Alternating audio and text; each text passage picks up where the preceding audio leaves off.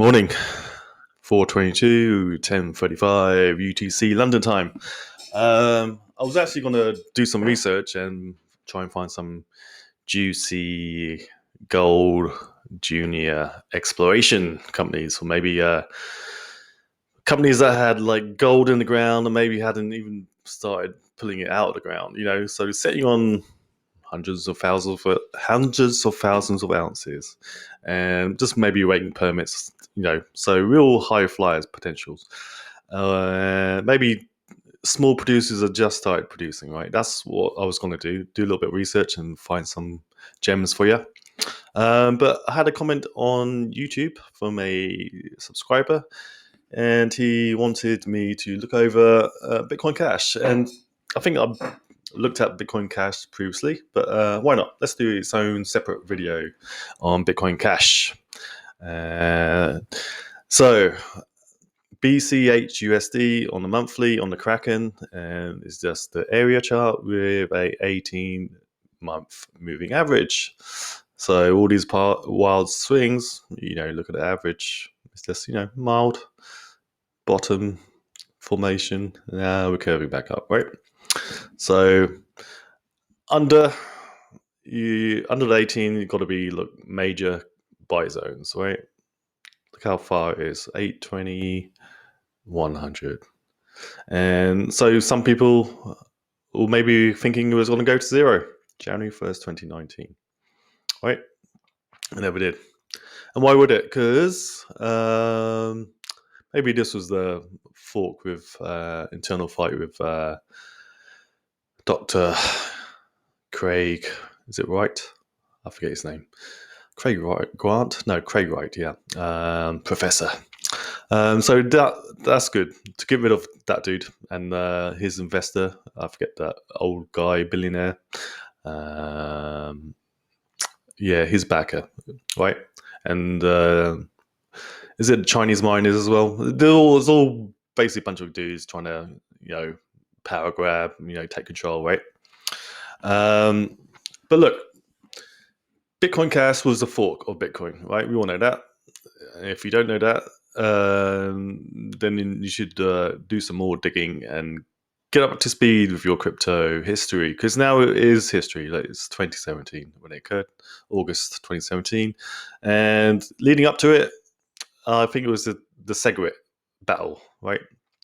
And the SegWit battle was an attempt to increase block size, and if you increase in block sizes, you allow more transactions per block every 10 minutes, which would reduce fees.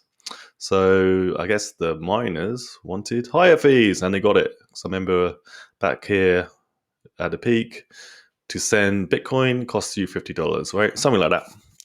So that's why you should always look at the Bitcoin fees on the Ethereum fees. That's a good indicator of tops, right? When people are just aping in to buy it, to send it, receive it, yeah, it's bad. Because I remember Ethereum during the bear markets, to send Ether or ERC20 tokens were cost cents, literally pennies. Okay, I'm doing little segues here. Too many. I'll give you some history as well. So Bitcoin Cash. Why would an asset go to zero when you got it for free? So forks happen when the chain splits, and if you hold Bitcoin, you would have received one of Bitcoin Cash tokens, right? So imagine if you held 5 Bitcoin, and Bitcoin was maybe $2,000-$3,000 back then. You got 5 free Bitcoin Cash. A lot of people dumped it. A lot of people pumped it. I think Coinbase didn't list it right away. They held back, and they drove the price up and then dumped it. So that's the type of shenanigans that go on. And Coinbase is now a New York stock company, stock listed company, right? So why didn't SEC kind of flag this? I'm an armchair economist, trader, investor, right? Basically a complete, just a dude with a laptop, right? I know what's going on. Why didn't SEC, why didn't New York Stock Exchange bring this up? Because this was pure pump dump manipulation of a new coin supply, right?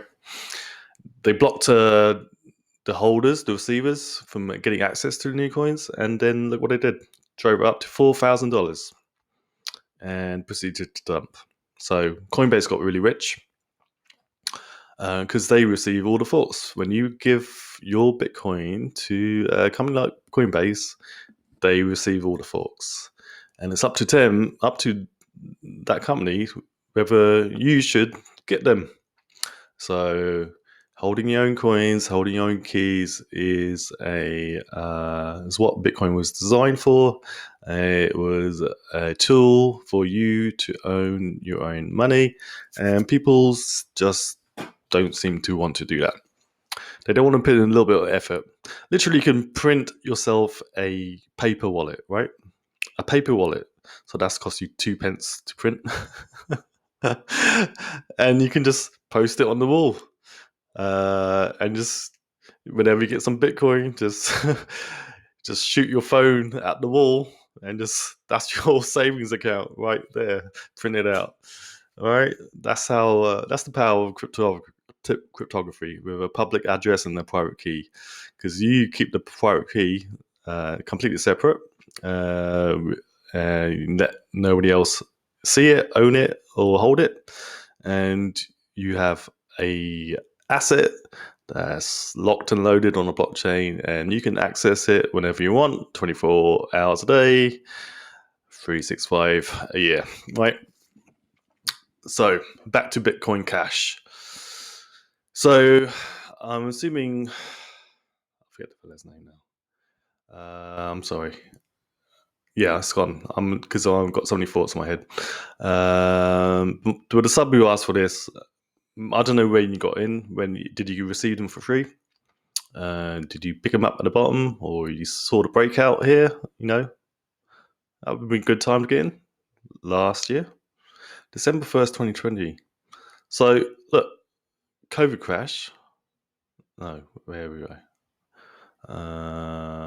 March. I mean, for Bitcoin Cash holders, the COVID crash. Where is it? Because it's already been down 90%. It's already on the floor. So it gave you a real solid price for, right? Everyone should have been paying attention to Bitcoin Cash. Its performance during the crash, right? Cash, crash, two words that are too similar, back to back. And so you got a free asset. Maybe you mine it.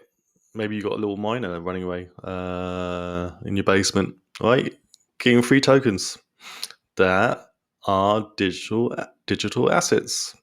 And so go back to the wars, right? The Segwit wars. Obviously, you got OG Bitcoiner Roger Ver. He was successful before he got into Bitcoin. I think he bought $1 million worth, right? Sub a few dollars. So he is a big time Bitcoin proponent for a number of years leading up to this. And like all OG Bitcoiners who were around at the start, they grew frustrated at the BTC core, the lack of development, the lack of, and his eyes are moving away from what Bitcoin was designed to be: electronic peer-to-peer cash system. Is Bitcoin an electronic peer-to-peer cash system now at 54,000? No, it's not. The narrative keeps changing to suit the needs of the current conditions of the market.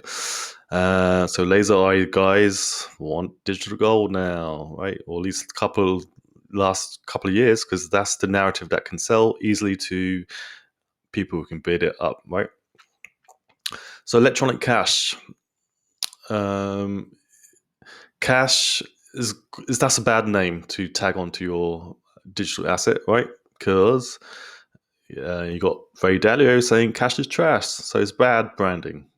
Just on the name, right? Bitcoin Cash is bad branding. And I do not know what the project is doing. If it's really is easy to send and receive, and it's like almost instant, almost free, then that's great. because then it's easy to trounce the competition, and the competition is Bitcoin, which is hard, expensive, and slow to send. So if they've made improvements in these years on that tech side, then you could see outperformance, right? Because then you still got the same limited number of supply, 21 million. So the digital gold sales pattern is ticked. You got the cash network system ticked if it's cheap and free, or very cheap to send and receive. So the guy who commented, he must know more about the project than I do. I'm just a casual observer today. No research on it whatsoever. So let's go back to getting assets for free and holding them forever. So imagine you've got 5 Bitcoin cash here, and you never fell for this wild swing. You just never looked at it.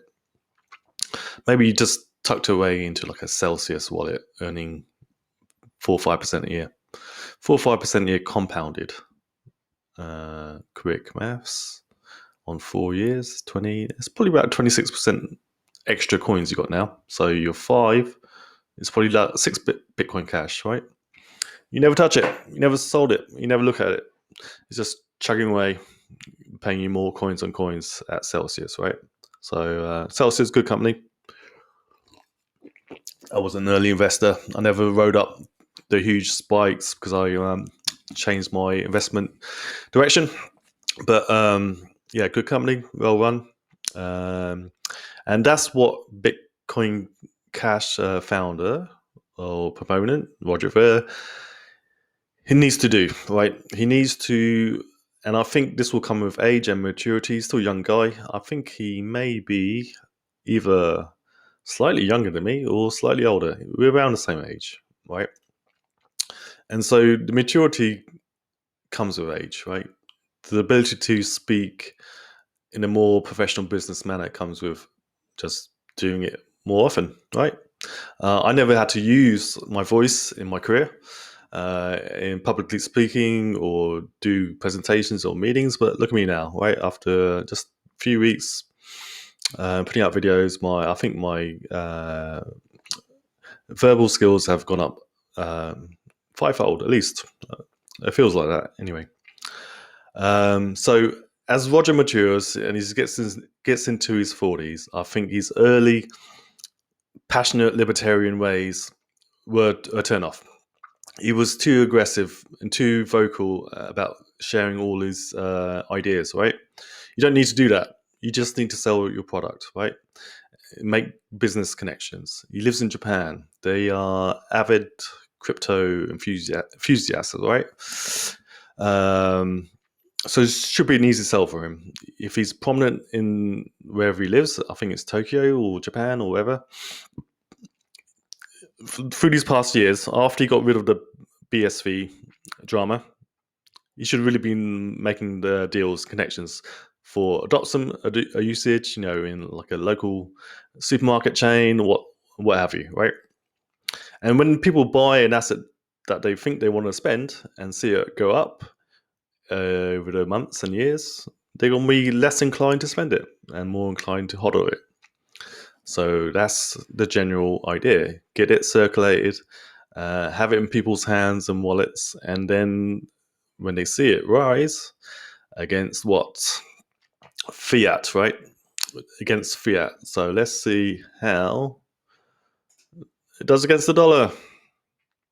So the dollar, obviously, the Dixie is the basket USD versus basically, I think 60% euro. Japanese yen, bit of pound, and that's about it. That's the 3 main ones, right? And so, yeah, underperformed. Do log scale. Does that give you no? Okay, I think I lost it now. Oh boy, let's take this off. Put it back in. Sorry for this. Compare US dollar Dixie. Okay, so after all this drama, all these years of confusion, Now we're seeing the overperformance against the dollar, right? And look at since 2019 January, Dixie's gone down 5%. Bitcoin Cash gone up 528%. So that's why if you're watching this and you're maybe a stock trader or a FX trader or bond trader, you got to understand that cryptos are the highest appreciating assets of mankind since its inception. Since its inception, and this has all happened in a space of 11 years, 10 years. 2009, January 3rd was the first block of Bitcoin. 11 and a bit years, right? 11 and a bit years, and Bitcoin has done 6 million X. 6 million X. As in $1 would have turned into $6 million if you never touched it, right? And some people never touched it. Shamat Palihapitiya, bought in 2012, never touched it. Winklevi twins, I'm assuming they never sold any Bitcoin. They bought around the same time. So you see, when like billionaires get these like ideas in their head, it kind of spreads through the ether. Why does Shamat Palihapitiya and the Winklevi all come up with the same idea to invest in Bitcoin at the same time? Something must have been going on for them to recognize why they should be involved. Okay. And okay, let's give it all this dollar Dixie comparison. Let's compare BCH against Bitcoin, right? The king of crypto. This is the monthly, right? Low 0.003. Wow. So would it have taken 1, 2, 3? Yeah. So one Bitcoin, I believe, would have bought 333 Bitcoin Cash at this point. Let's draw a candle. Somebody do the math on this, please. In March 2021, what was the price of Bitcoin? I mean, Bitcoin Cash. In March 2021. $500. Is that right? What's the low? 441. Okay. So if Bitcoin was 62, divided by 464, 10, 100, 150 Bitcoin Cash you could have picked up. I believe, just a mental math there, right? Log auto. Yeah. BCH USD. So we do a trend fib forecast. It's hard to do on this. Maybe on the daily. So let's grab a low.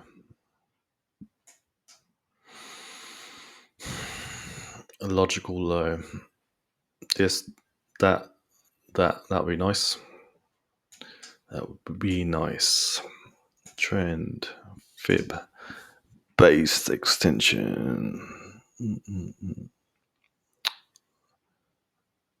It's going to take me a minute, and that's all I got. Oh boy. I'll do my best. I might have to do a second video. Oh no. Really running out of time. Jeez. Okay.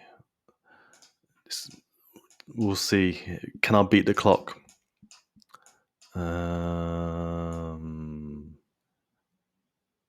Oh my god, please.